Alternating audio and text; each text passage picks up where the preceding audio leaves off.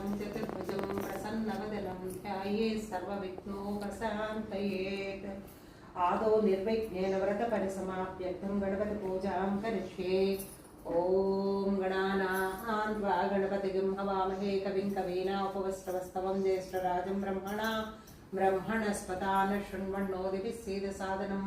महागणाधिपतये नमः। ध्यायामि ध्यानं समर्पयामि। महागणाधिपतये नमः। आवाहयामि आवाहनं समर्पयामि। महागणाधिपतये नमः। पादयोः पाद्यं समर्पयामि।